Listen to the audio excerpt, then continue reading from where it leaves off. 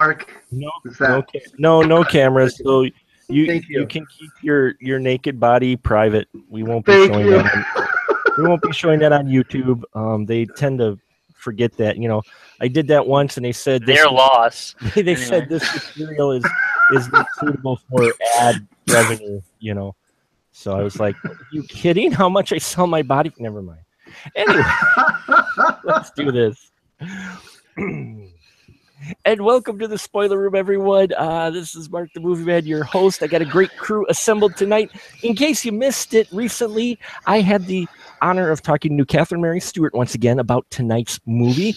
And since it is Badass Women Month, I thought it was actually rather appropriate for this month. And so these crew members have assembled with me to talk about Nightflyers from 1987. And in the room tonight, first off, we have back with us, Mr. Cole Meredith is in his house. Hello, Cole. How are you?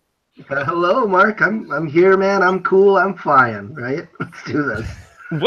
What medication did your fiance give you? I don't want to. Don't go on record. Nope. We're live. It was a quote from the movie. I know, but we're live. Trying to be witty. You are witty, but also we don't want to get ourselves into legal trouble. Next to Cole is the diva of the spoiler room. She has come back as well to talk about Nightflyers. It is the one and only Dawn. Hello, Dawn. Hello, Mark. Good evening, gentlemen. Hi. Good evening. Glad to have you in the room. And next to her is the only ferret that can sport a bow tie and look damn sexy doing it.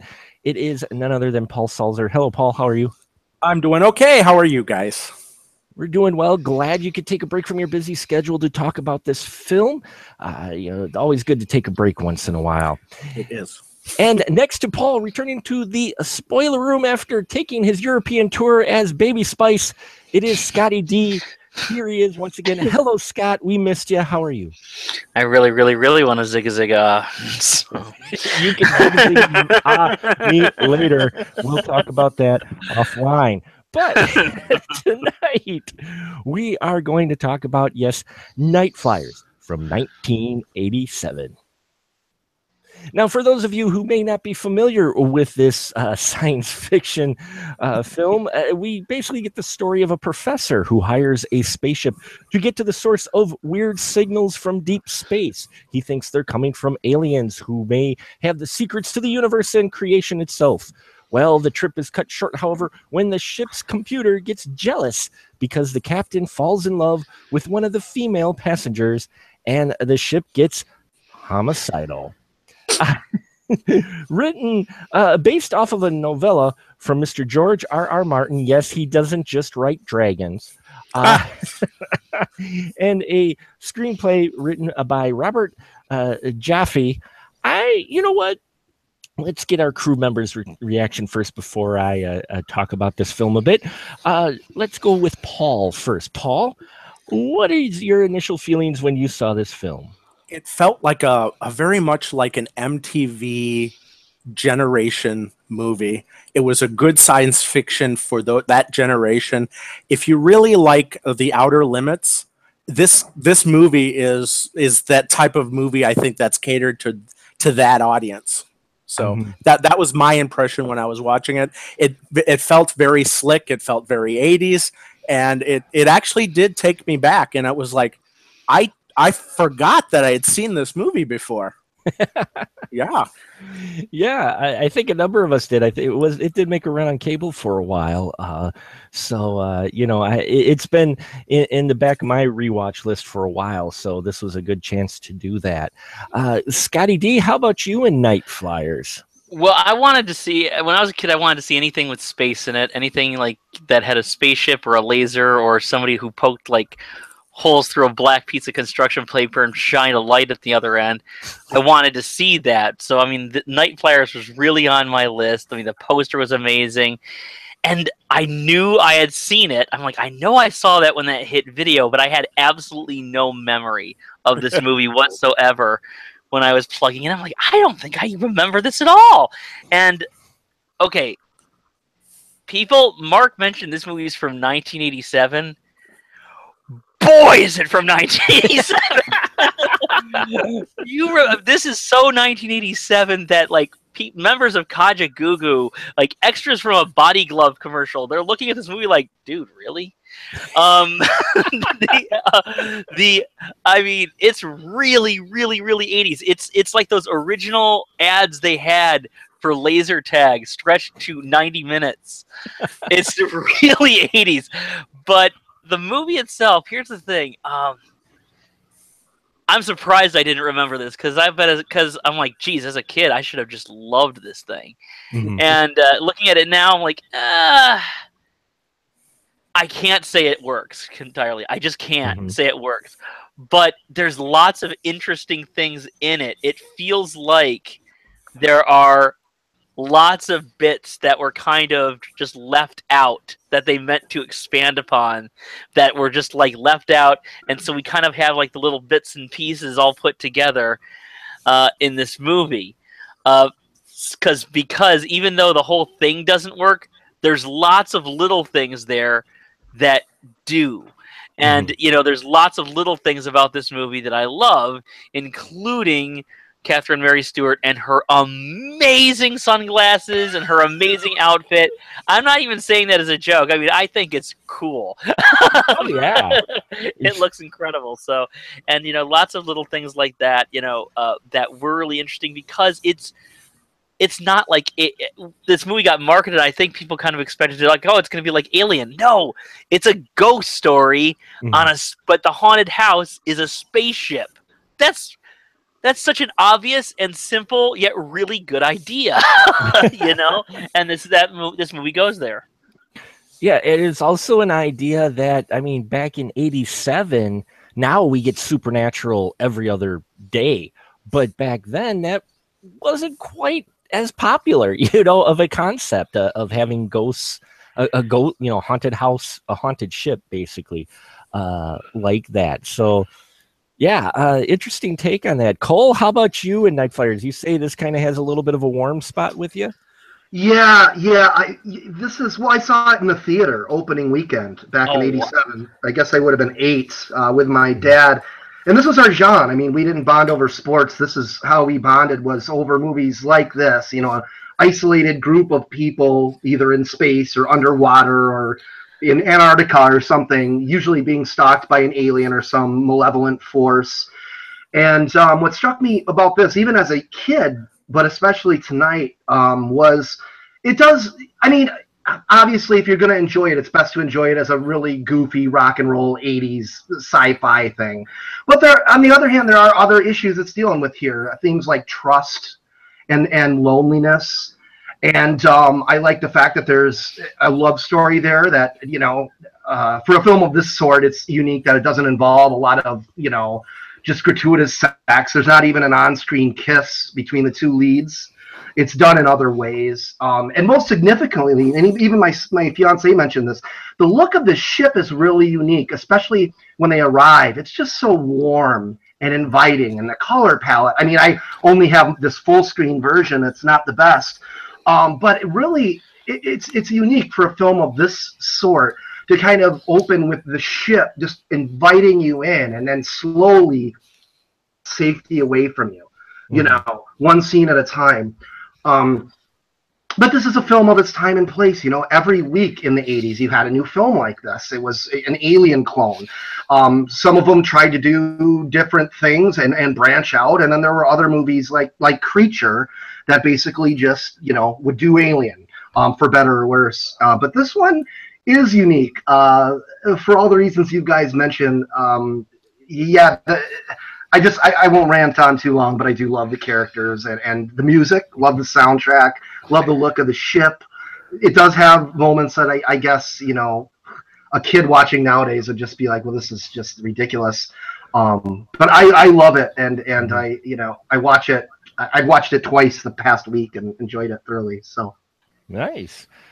And Dawn, how about you and Nightflyers?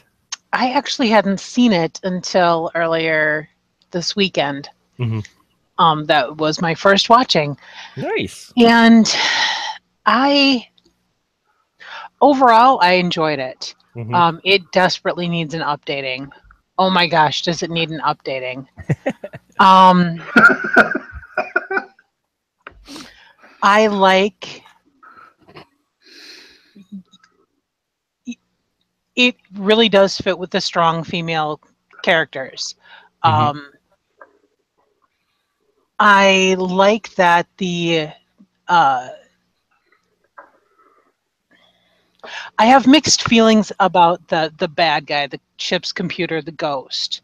Okay. I have mixed feelings about that because she never you never actually see her.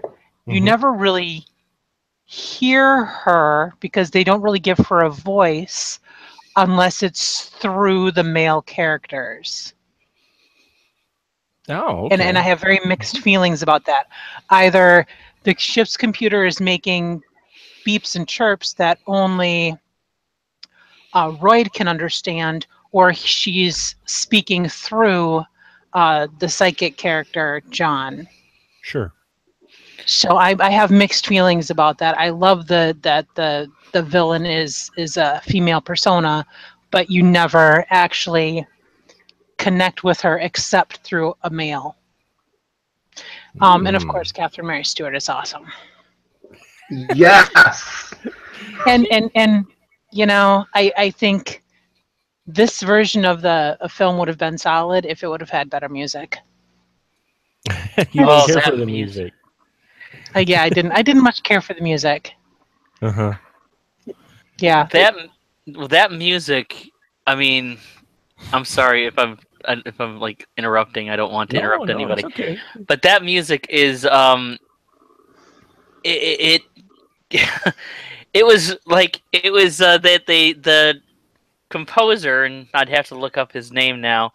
The composer basically took little bits and pieces of other scores. Doug Tim, thank you, Doug Tim. It was a very Giorgio Moroder score. It felt a lot like Giorgio Moroder, and and there were lots of little like bits that were like just like Vangelis's score to Blade Runner, and there were bits that were kind of like Giorgio Moroder's score. Like I heard a little backbeats. I'm like, that's really Electric Dreams, kind of. And even a little bit of that era of Peter Gabriel and such in the score. So he was kind of playing in that wheelhouse, I think, of that 80s era of synthesizer-driven soundtracks, which are now actually kind of coming back in a way with synthwave, vaporwave, all that other stuff, and that was definitely on display in this movie. But it was very reminiscent of those scores specifically. Let's be honest. Let's not give them too much specifically. Yeah, the score is definitely, everything is nestled very well in the 80s, which I didn't mind because I growing up with this stuff, I love the sci-fi. The 80s was great for sci-fi. I mean, if you were a genre lover, holy cripes. I mean, indeed. The 80s. I miss the amount of sci-fi we had. I mean, yes, people go, well, you got sci-fi now. You have the superheroes. No, I'm talking about sci-fi, man. I'm talking about you could go to the science fiction section was like a wall. Okay, Yeah. And for this one, yes, while it is dated, there are some great stuff in here. Catherine Mary Stewart, I like her. I mean, not only just the sunglasses, I got to talk to her about them actually, but her wardrobe as well and everything. She's actually is a woman who's a strong female character in this. And in fact, in talking to Catherine and I had thought about it, all the female characters except for this ship, which I want to get Dawn's idea, because I think I know why we were going through some of the male characters in that, but pretty much all the female characters in here are the ones who rule the roost in one way, shape, or form. You got Catherine Mary Stewart, who's pretty much the corporate head, but if you look at like the computer expert, it was female. The engineer, she was female. I mean, if you look at it, the female characters, the one would yell at the psychic John Winterman, played by Michael Des Bars, and she'd put him in check. I mean, Dawn, wouldn't you say though that all the female characters actually do kind of rule the roost in this film? Absolutely. Mhm. Absolutely. This is definitely, which is why I had such mixed feelings about the villain needing that male voice, unless that was intentional. I think it was intentional. Yeah, because that's what's going to get your perspective. Maybe it was more of a control thing. Not so much that she needed to, but it was easy for her to take control of the psychic, and I was thinking maybe it was that, was just a control thing. Like she has this complete control over this guy and driving him crazy and having him do her bidding, sort of thing, rather than I mean, I can see that. That's- But yeah, I think you're absolutely right. The ladies, the women on the ship certainly were the ones that were in charge, or certainly in the positions of power.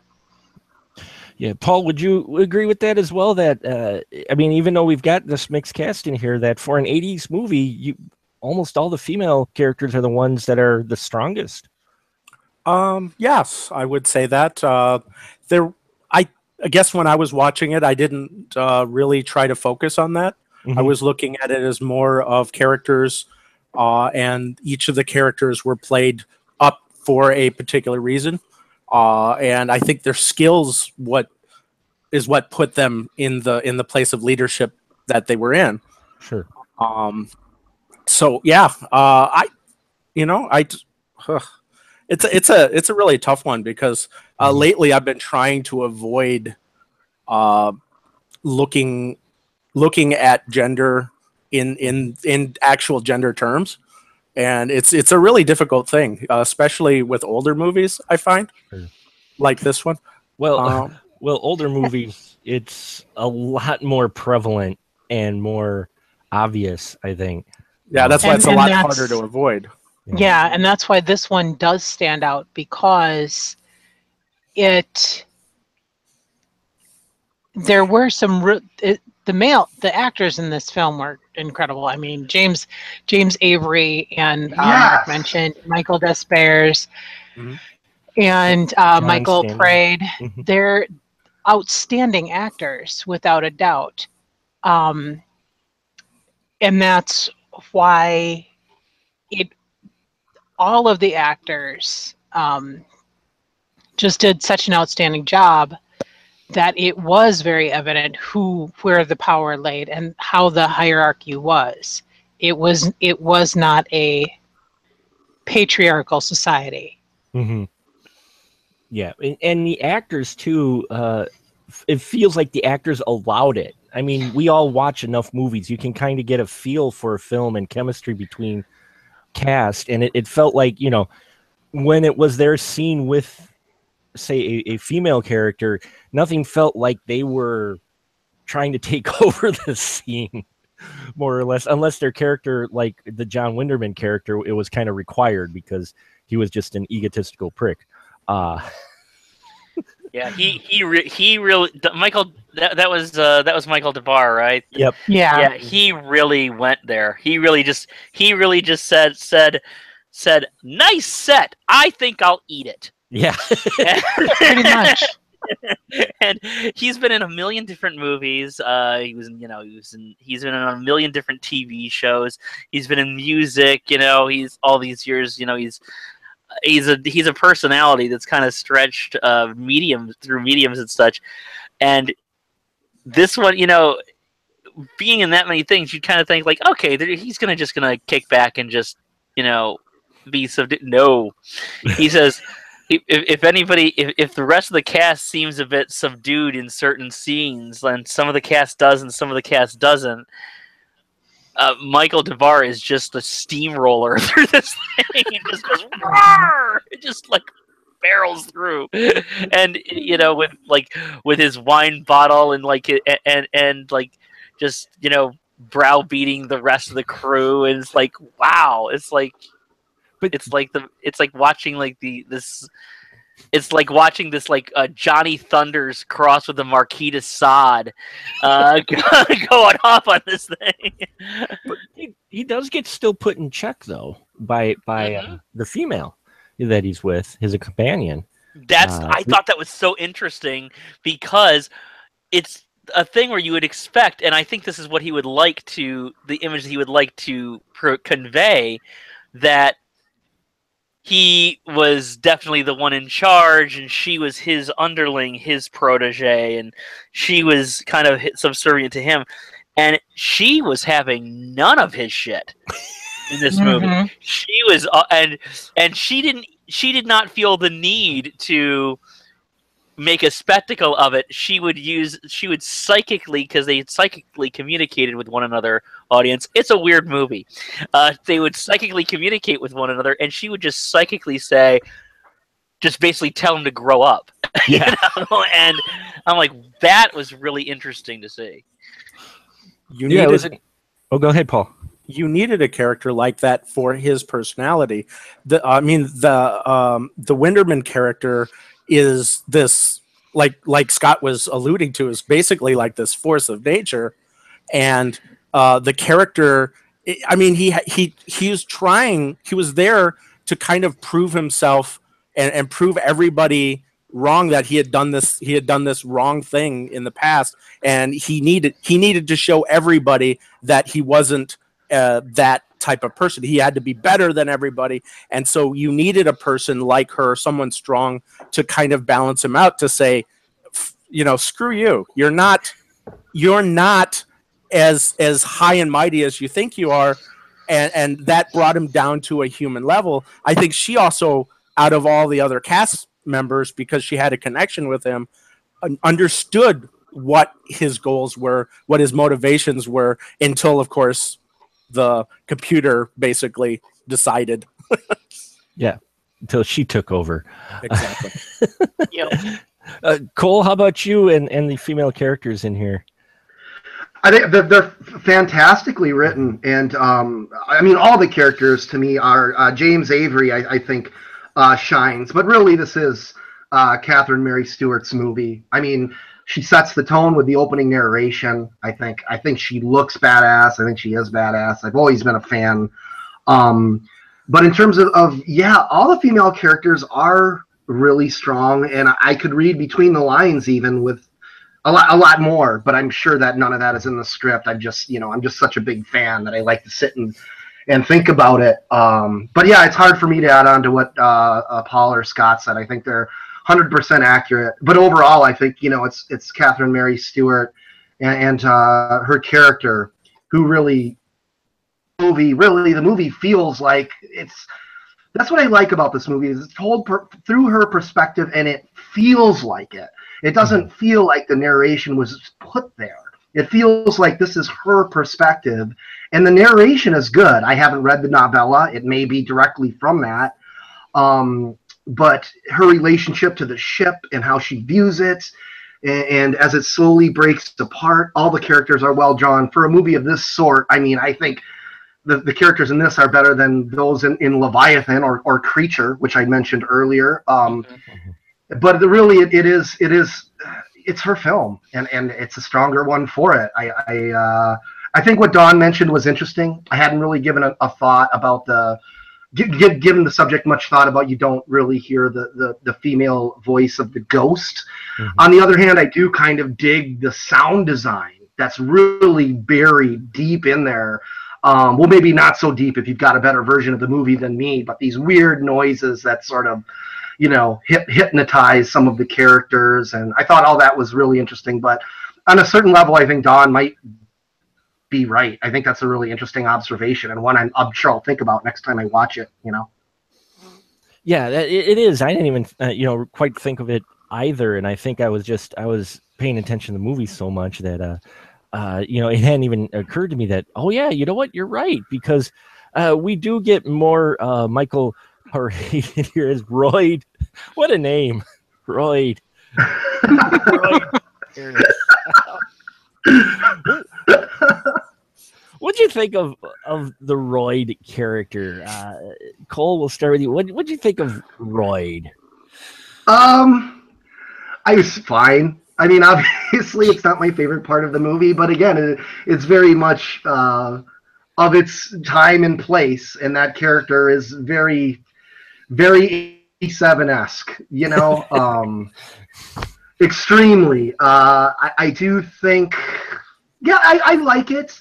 You know, I do think the hologram effects could have been done better, but I think it's a character of its time and place, and I think it works on that level. You know, I mean, if you're gonna watch this film, you have to at least have some knowledge or maybe even appreciation of the movies that came out, as you said, Mark, once a week, sometimes 2 a week.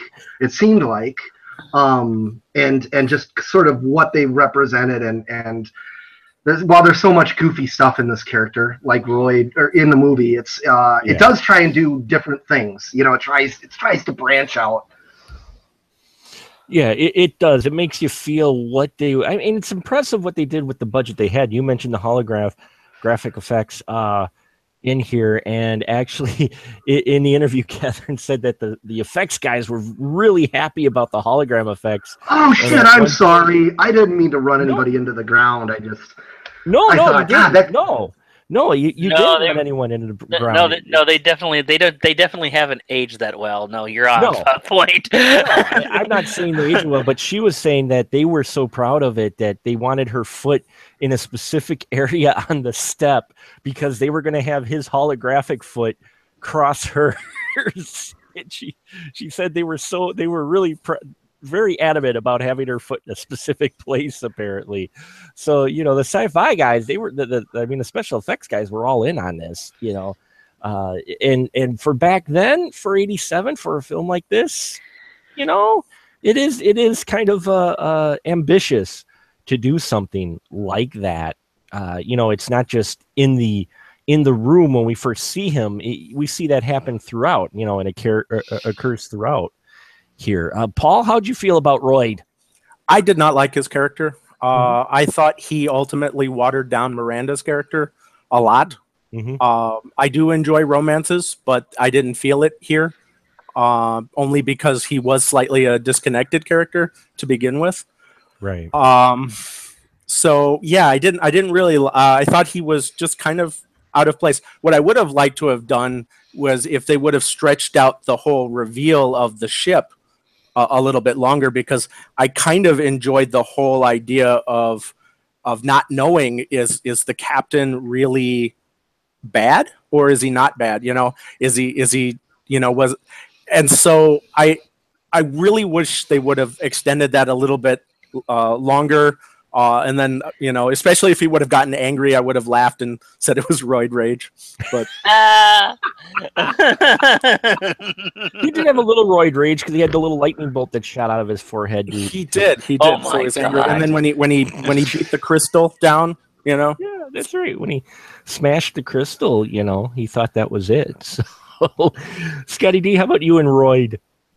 Well, you know, I'm kind of almost with Pawns, but I think that the character has such potential. There's so much you could do with it that he's one of those things that feels half there. I mean, because there's so much that's there that's interesting. And I'm going to bring up something with Catherine Mary Stewart's character that she touched upon in your interview, like when you first started. She mentioned that her character, as it was pitched to her, be half robot. So interesting, because I'm like, that explains a lot about that character, and it would make a lot about the relationship better, because think about it, then she would be kind of like a half machine living as a human. He would be a human who is living as a machine. That's kind of poetic in a way. And I liked some of the bits about the character. I don't think they did everything they could have with it. Now, the actor Michael Prade, he was on a TV show I loved, Robin Hood, also called Robin of Sherwood, an old BBC series. That was a really great show. I thought it was really awesome, amazing show, which he left halfway through, and so they made the odd decision, spoiler alert, cover your ears if you don't want to know, people. They made the odd decision of killing off Robin Hood halfway through the run of Robin Hood. Because so he could go on and do a Broadway show, and that's what really killed Robin Hood, the theater. But no, Michael Braid. So I've always kind of liked. I've always will have kind of a fondness for him because of that show, and I feel like the character is. He's got these little sparks, and no pun intended there, considering how much lightning effects he's surrounded by. But he's got these little sparks, but it's one of those bits in the movie that just never feels like quite fully there, and it feels like that there was a lot that they could have brought back in to really fully flesh out these characters, and that's one of them, I think, right there. Yeah, I would agree. There seems to be stuff left yet to explore. And Dawn, how about you and Royd?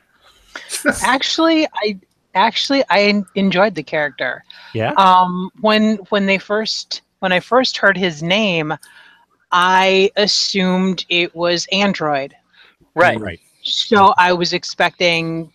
I wasn't expecting a clone. Mm-hmm. I thought that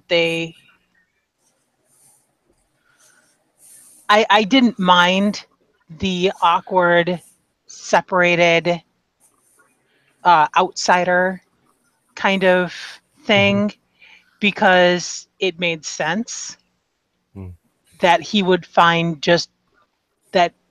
connect with one person and be completely socially inept. Right. It all made sense. I mean, there were other things that didn't make sense. What's his name? The doctor. The doctor. Michael. Michael. Was that Michael Brandon? Yeah. Said that he thought that they were the first humans that had ever been on that ship. It was very much set up for humans. Yeah, and they were, and Royd was very clear that he doesn't need gravity. Actually, gravity is painful for him, so he wouldn't be able to interact because he has no muscle tone because he's lived his entire life without gravity. So there's a lot of things like that make sense. It may not be well written to explain it, but it's all there and it makes sense. Right. Yeah. Well, actually, see, the impression I got when they were on there is that he had tailored the not only the gravity, but it felt like they tailored the room and everything for the human because they were having a human crew. It almost felt like that. The way the ship isn't exactly how it normally is. It was for them. And that's why, because if you notice, they didn't have bedrooms. They were sleeping in cargo bays, basically. So, but the one main quarters where they had the skylight with this light and everything, I think, again, it's not well written. It could have used a little bit of a drop a line here or there, or, maybe a little bit more than just the gravity tailored. But I think that's what they were trying to go for, was that room, at least some of the amenities they had were tailored because of the voyage, and that wasn't normally the way the ship was. Because, I mean, you have the crew who go out and explore the rest of the ship, and they go, would she say something along the lines of, oh, my God, we're on a transport or something? So I think that's... But I totally get where you're coming from, because it isn't that well explained in the movie. Again, this just feels like a movie. Like there was a lot more there, but they just didn't have the budget for it. And that George, or got cut out or something like that. I don't know. And George R.R. Martin is actually he's said he likes writing movies that are not stories that are not translatable to movies. Right. And I could see that because I mean, you do still have your George R.R. Martin elements in here, including a person who was cloned and tailored to be the lover of the woman and ends up being raised as her son. Yeah. I'm like sitting there going, "Oh my God, did they just say that?" Wow. Perfectly acceptable in the future. Perfectly sure. It's George R.R. Martin. So. That's right, right? He did note also too, based on some of the character names, that he thought that the writer, the screenwriter, took his original novella, not the expanded novella. Right. Yeah, so, I read that too. Yeah. I read that too. Yeah, I've seen that as well, where they talk about how they think this is based off of the original, and not at George R. R. Martin's special edition. Sorry, go ahead. I was just going to add that they cover a little bit more of the characters in the expanded one, so it is possible that certain things did get dropped. Yeah. And I honestly think a lot of the reason we like the characters and why they stand out is because of the cast they have. This is an experienced cast. Everybody here has been in a lot of things before they did this film. And it almost got the feeling, I don't know, Scott, did you get kind of the feeling like they were trying to make the most of something that was given to them? Yeah, I think that they thought that they were going in and it was... one of the great things about this movie, like I gotta say, I don't fully agree with what the statements earlier that we don't have a lot of as much science fiction today as we did back then. I think we do. We don't have as many space movies, that's for sure. Okay, and that might be it. Right. But what we did have that we have lost in the last say 20 years of film is we don't have mini majors.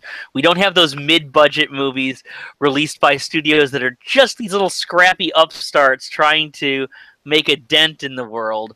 Not just your canons and stuff, but also your new worlds and such like that. And this was part of that. It was a new century vista. And so these productions, they didn't always have an abundance of money at their disposal, but they had ambition. And I think they thought they were going to get something with a lot of ambition. And so they got this great cast. I mean, it's an amazing cast. And I got to feel like that every single one of these characters was in their bios or something like that, were fully fleshed out in a way that they just weren't in the script, or at least they weren't in the what wound up on screen. And the script was by Robert Jaffe, as you said, who wrote Motel Hell and Demon Seed. He's a good writer. But so you get like certain characters where you're like, is that it? James Avery is a fantastic actor. We remember him as Uncle Phil. He's just a great actor, period. He is, yeah. He was just a fantastic actor. And Lisa Blount, this movie was released within like a week or two of Prince of Darkness. It was, yeah. And Lisa Blount... It was in October, I think it came out. Yeah, right around Halloween time from 1987. And Lisa Blount was like, all in on Prince of Darkness. And here, I can't even really say for sure what her character is. Right. Which is a shame, because Lisa Blount is a good actress. Or she was, and a lot of these people are good, and some of the characters are there and some of them aren't. So I think that, I definitely think that they got these talented people together. They had an ambitious story and they had all this stuff, and then they got there and realized, bad news, the story is only kind of half developed. Right. And that's kind of like what it felt like, so like lots of material, not a lot that actually got built though. Which Kath, I hope you guys don't mind me bringing up the interview, but Catherine Stewart actually mentioned something right along that lines where they got to the set and apparently it wasn't fully written. Oh, I knew it. Or wasn't fully realized, at least parts of it, like like how the ship and the production design and that, not all of that was even fully realized when they began to shoot. So the director might not have even known how the ship was going to look, or how some of the things were going to play out when they get the effects in there. So yeah, I think the actors and actresses in here do the best with what they're given, and really make it their own, and they stand out because of the talent that is in here. So I think we're gonna go down the line now, and we'll see if anybody has anything they want to talk about with this film, either a favorite scene or topic or character. And Cole, we'll start with you. Yeah, I mean, I just wanted to see what do you guys think of the look of the film? I mean, I think the film looks incredible for compared to its peers. I mean, everything except for maybe Aliens, which came out a year earlier and actually may have hurt the reception to this. Aside from that film, I think this film looks really good. The cinematographer I'm looking at here, what is Johnson, also did Jack's Back a year later, which is another movie that got swept under the rug and time forgot, which is an absolutely great movie with James Spader as twins and sort of a Jack the Ripper type thing, directed by Rowdy Harrington. That film looked great. He's done some other good stuff, the Wolfman remake, Hidalgo. But I think the movie looks like really good. I think the look of the ship stands out. When I think about other movies of this sort, of that time period, they all kind of blend together look-wise. They're all trying to be alien. So I just wanted to ask what you guys thought of the vibe, the visual vibe of this thing, which I'm a big fan of. Don, how did you feel about it? I mean, outside of it, yes, we know it dated, but for the time, considering the time it came out, how did you feel about the overall visual production of this film? So my knee-jerk reaction to what I thought of how it looked was I felt it looked very dreamy, like, if you're sleep deprived or oxygen deprived, it kind of had that nice, soft, fuzzy, surreal, almost romantic and dreamlike look to it, which works for the film. But aside from that, unfortunately the video that I saw was not a good enough quality to give me more than to really help me form any sort of opinion. Yeah, the film in general, copies of it are hard to find, and quality of any type, because it only looks like it was ever released really on VHS. So understandable. Paul, how about you? The overall visual look and vibe of the film.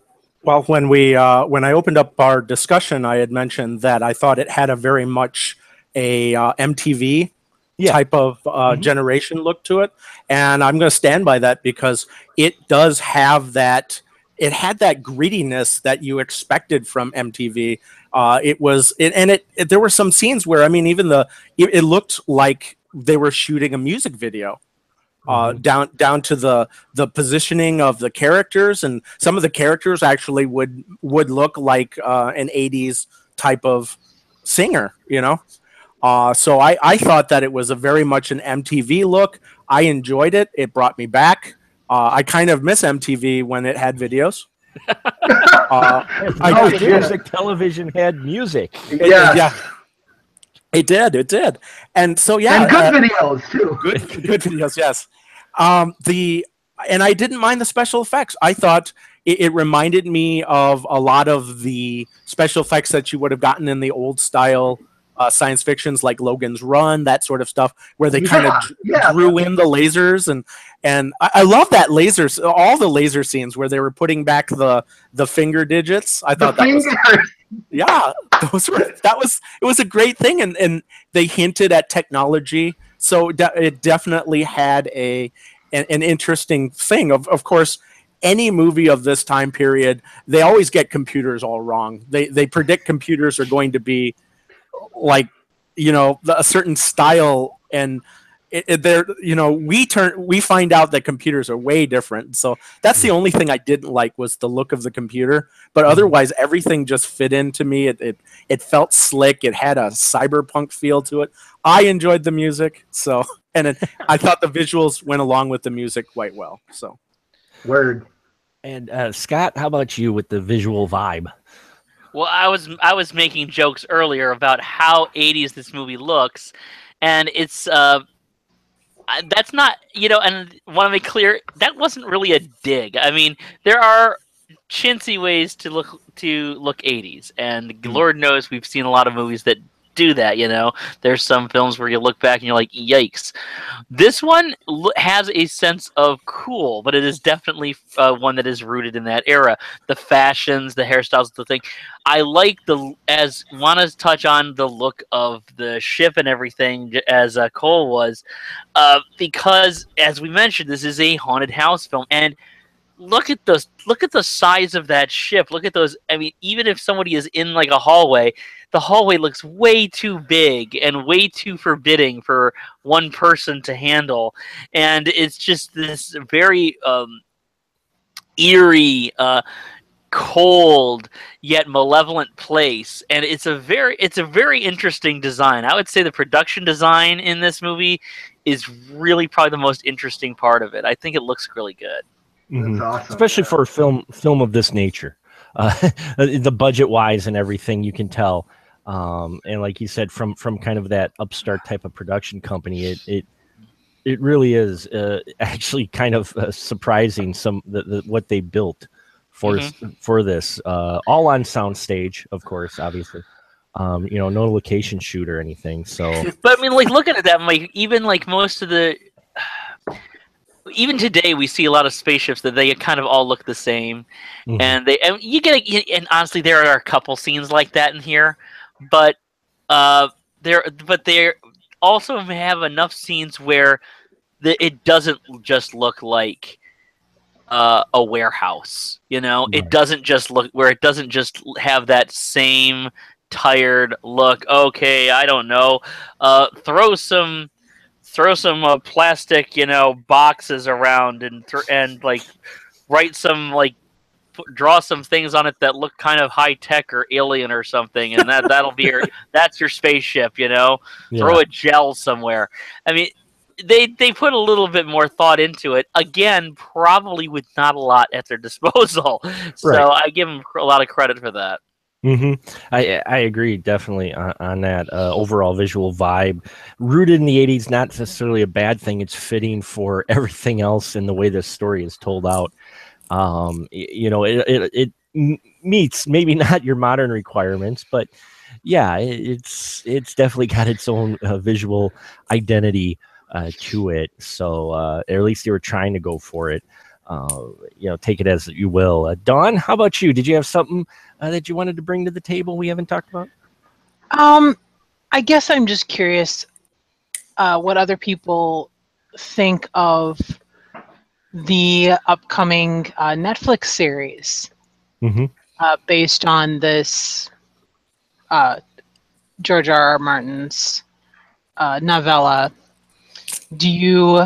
What would you like to see in it? Would you like to see more backstory and character development? Would you like to see more what happens after they defeat, the psychotic computer? Good question. Scott, what do you think? I'm kind of slow to embrace the whole everything is a serious thing. I don't. It's hard. I can't do the binge watching thing that people do. I can't watch more than 2 episodes of something at a time usually. I can't. And so I think this is going to give a great opportunity to flesh the characters out, to really expand things. At the same time, it almost sounds like too much. I'm not sure. Now watch. I'm gonna get proved wrong when this thing turns out to be incredible. but like my first gut reaction is, okay, I can see where there would be enough for a longer movie. Is there enough for 6, 8, 10, 12-hour series though? I don't know. I mean, I don't get that from this story. There would have to be a lot more than just this story happening in order to make that really work. However, like I said, that's like the new medium. That's how a lot of things are excelling, and Look at the praise they're getting. Look how well they're doing. Being proven wrong day by day. So, I think we can at least agree they'll have probably one episode will probably have a bigger budget than the film. Probably. Probably. Cole, how about you? Being the big fan, what would you like to see from the series? Well, it's tricky. I'm kind of with Scott. I'm not really into binge watching. I find it odd, that there are some people who say 8 Freddy movies are too much, but would watch 10 seasons of Stranger Things. I just don't. I guess I don't understand. I don't understand the appeal there. It's a lot of time to invest. I like movies. 2 or 2.5 hours is like a good story for a visual medium for me. But that's just because I'm also a busy guy. I'll tell you what I don't want to see is every space movie now. It seems like, and I liked this at first, like Interstellar. It was nice to see an accurate black hole depicted. Like black holes are spherical, they're not flat. Things like that. I think science is helping movies become more accurate. But on the other hand, as Scott mentioned, everything is beginning to look the same simply because everybody has access to Neil deGrasse Tyson on a podcast. So you can hear the way this shit actually works. You can hear that, okay, when you're out in outer space without a suit, you don't turn to ice right away. You're going to suffocate before you do, and your veins will pop. You're not going to turn into ice and shatter against the side of it. You can find this stuff out within 48 hours. You can get a good blueprint to what not to do in an outer space movie. So I don't want, what I like about the movie is its ambitiousness, the fact that it is unique, it is audacious, it doesn't have massive loads of action, it has lots of dialogue and some really interesting ideas. I don't want to have those lost to try and be accurate to, what's out there scientifically right now. I want it to be fun and sort of just rambunctious.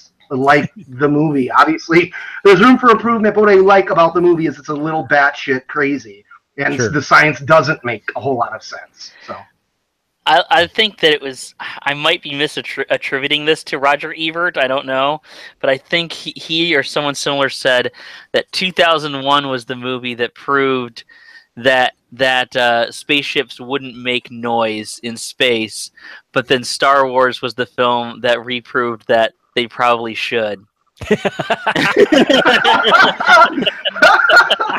I'm fully on board with that. I don't mind my spaceships making noise unless it's Firefly, and then, well, that's a whole nother. Yay. Anyway, Paul, how about you? The series, what would you like to see from it? I would like to see something along the lines of From Dusk Till Dawn, the limited series that they did with that show. Oh, yeah. I think if they follow that model, I think that the From Dusk Till Dawn really does show the power of what a limited series can do, where it can take the original material of the movie and just expand on it beyond what you would have really expected, and you start to feel for the characters a lot more. You start to really enjoy the plot. That's what I would be looking for in Nightflyers, the TV show. Something along those lines. Cool. And Dawn, to answer your own question, what are you looking for from the series? Exactly what Paul said. Mm-hmm. I'm looking for something that's a limited run that really expands on the stories, more like the mini series, like The Stand or It, or something like the things they used to do with the Stephen King movies or V. Mm-hmm. Not necessarily a series that goes on for several seasons, but something that can really dedicate time and effort to do the story and the potential and realize its full potential. Yeah, and I'm with you on that as well. Though, if the producers at all, for some reason, stumble across this podcast, please get Catherine Mary Stewart involved in the series. That would be awesome. I'm making my pledge. She's so cool. I'm making my campaign for that. Please try to get her in there. That'd be so cool to have her in there, and the pair of sunglasses with it as well. But yeah, I want to. Even if she played the mother. Just as long as she has the sunglasses. I want to get her those pair of sunglasses. Gotcha. But yeah, I'm for expanding it. My concern is going past a couple seasons or whatnot. I could see them trying to play off more of the scientists trying to find the creators. I forgot the fulcrum. Yeah. They could go. Yeah, You know, that was just kind of like a MacGuffin in the movie, wasn't it? It was, because it ends up being about the scary spaceship, but the fulcrum, I mean, I could see a series where it would be that. Unfortunately, we had another series similar from that was in the Stargate universe that didn't do so hot, which was basically a similar premise.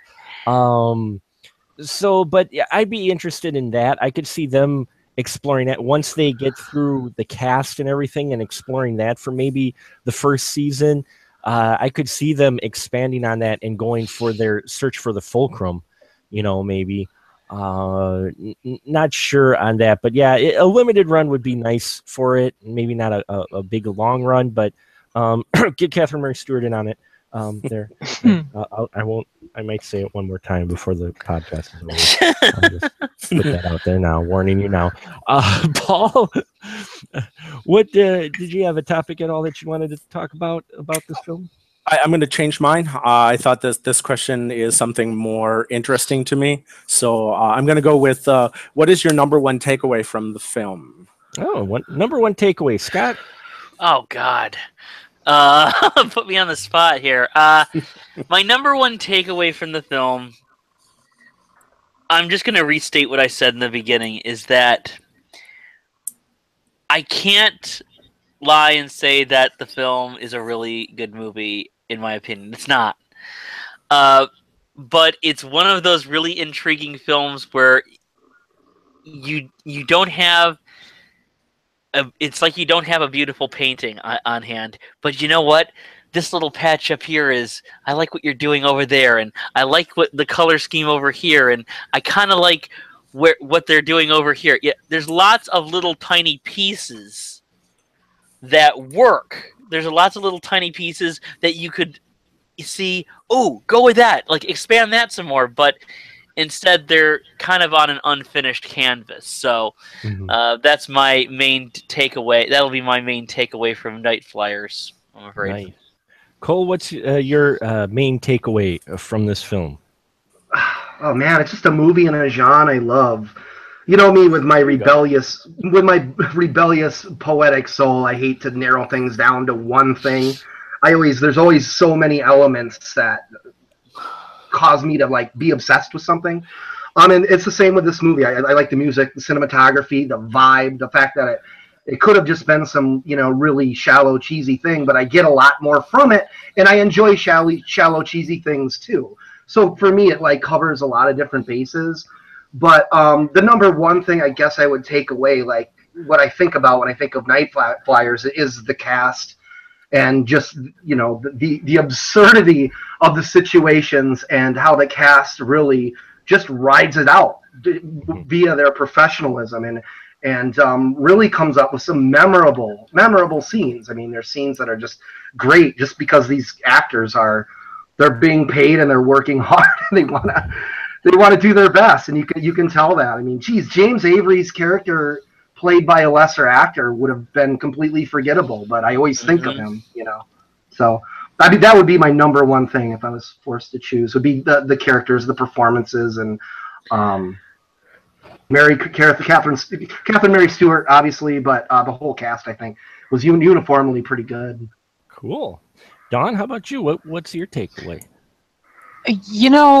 This movie was really about connections. It's about the Miranda and Royd and Royd connecting. It's about Royd growing up and trying to break away from an overbearing parent. But more than that, everybody has relationship. James Avery's character Daryl and Keeler were friends.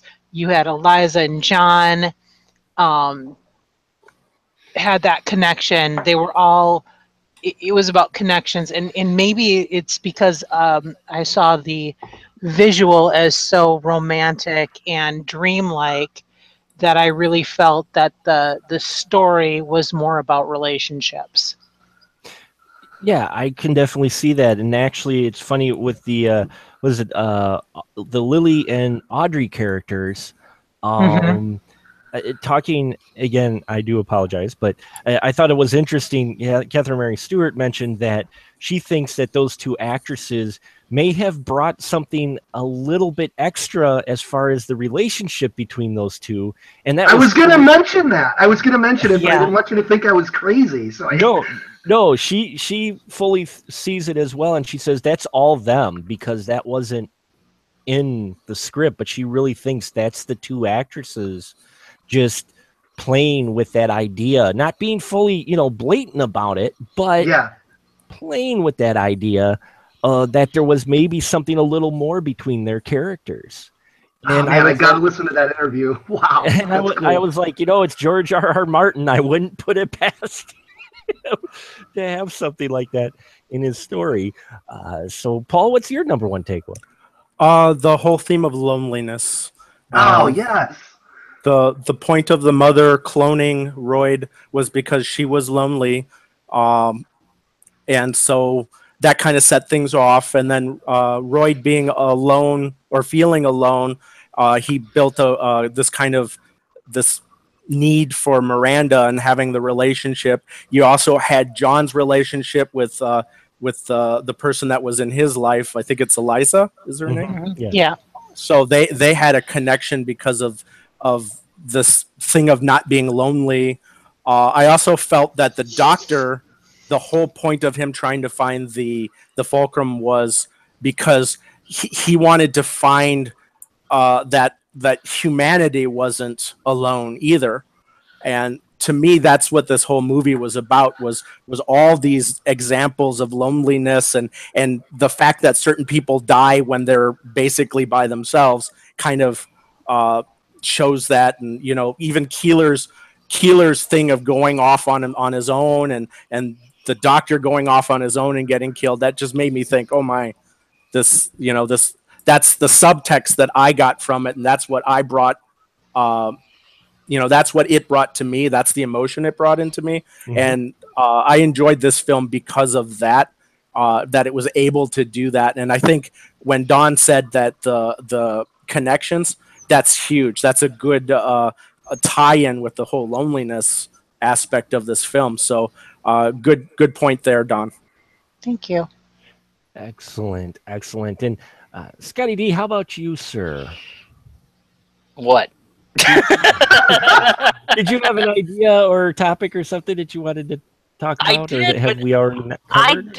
I did, but y'all covered them already. You covered you covered the TV show, what we're expecting from that, which I was going to talk about, and then you talked about the themes, and you even talked about the relationships and such like that. I actually was wondering, and I'm not sure if it was true. I was actually wondering if there was some subtext. The James Avery, if I could not tell if the James Avery character and the Glenn Withrow character, if they were just really good friends, or if there was something else there. They seem to be really, really dedicated to one another.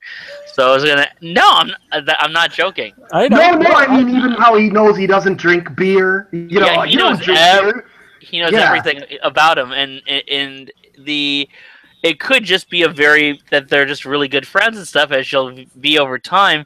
But I kind of got that there was an intimacy there. So I don't know. I just was. So I mean that, but you talked about the relationships too, not necessarily that one, but you did. So I'm like, I don't know. You stole my thunder, people. Great minds think alike, Scott. That's all. You chose fantastic ideas. What? Oh, come on. I don't have enough creativity tonight, as well. No, yeah, you do. You got plenty. Sorry, we took all your topics, but no, that is a good point, though. Awesome.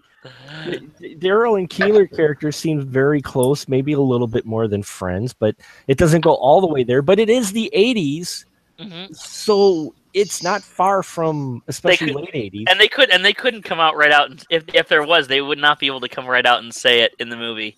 Yeah. So I wonder if there was that like fried green tomatoes era kind of. I mean, that's later where they had to just kind of hint at it, you know. But no, they're just friends. They live together. What's the big deal, you know? And now it isn't a big deal, but then it was. It's like it. I just keep on getting the feeling that these characters, either in their original character bios or whatever, or how they shopped this together, there's so much more to these characters. I just get that there's so much more to these characters than what was on the screen. But yeah. No, I agree. I feel there seems to be a lot more there, and this production had a lot of rough spots. In fact, the director left during post production, even, which makes you wonder maybe what had hit the cutting room floor or what direction it was taking, which he maybe wanted it to take, that they didn't. I'm not sure the whole story behind that. But, everybody here covered pretty much all the topics I wanted to talk about tonight. So I think we'll wrap it up here. So why don't we just go down the line real quick and just give your final thought really quick on would you recommend Nightflyers at all? And does it make you kind of look forward to the series? So we'll go down here first. Cole, just your final quick thought with Nightflyers. Would you recommend it? And what do you are you excited or interested in seeing this, where the series is going? I would recommend it for fans of the genre during that time period. I mean, obviously, if you're wild about life or even the new Alien and you're a young person and you kind of dig back and you don't have an open mind, this is going to be ridiculous to you and you won't even finish it. But if you perhaps, you've seen Creature, you've seen Leviathan, you've seen things like Deep Star 6, this is up there with all of them and in fact better than a lot of those. So I would recommend it to a specific audience. Obviously, it's not going to appeal to everybody. It didn't appeal to my fiance, although she loved the look of the ship. But it is what it is. It's a movie of this genre that came out in 1987, and it tried to do some different things. And as all of you mentioned, there probably is some stuff missing. I didn't know that the director had left. I still have to listen to the interview that our dear host Mark did with the talented actress, which I will do later tonight, actually. But I would still recommend the film. And in terms of my excitement for the series, yes, of course I'll watch it. I kind of misspoke earlier when I said I never binge watch things. I mean, I keep up. I try to keep up. It's not my favorite medium. To watch 20 hours of the same storyline is not necessarily my thing. But I would be interested to check it out. I really would be, especially if there was some talent behind it. Some interesting actors. I'll definitely check it out for sure. Mm-hmm. Cool. And Dawn, how about you? Would you recommend Nightflyers at all? And if it were to get a DVD release and with that was all nice and watchable, absolutely. Yes. And yeah, actually, I am looking forward to seeing what they do with the series. I'll give it a whirl. And hopefully with the series, since it has been greenlit, maybe we will actually get a nicely mastered version of the film. Yes! I imagine it's got to be in somebody's pipeline. Come on. It's got to be. I'm like sitting here going, come on, the way they milk any product nowadays, they got to be looking at that idea of it when the show comes out, them doing, some kind of DVD release, at least, if not a restored Blu-ray. Damn, it is hard to find, though. I have only made 2 DVDs in my life. One is the Jeff Fahey movie Sketch Artist, because I couldn't find it, and the other is Nightflyers. I mean, it's so hard to come across. The version that's available is grainy and very. I must have seen a Laserdisc rip, because mine was not great, and it was cropped, but it wasn't that bad. Right. Oh, yeah. Gotcha. Yeah, the one on YouTube, and there is a couple different things out there, copies of it out there. are a little rough. The Laserdisc one is a little bit better than the one on YouTube. But yeah, it's really hard to find. I think there's one guy trying to hawk his 50 copy of VHS for $50, which I'm like, dude, really, dude. Oh, these VHS traders, they eat it up. It makes me wonder where they were when I was trying to sell all my garbage. But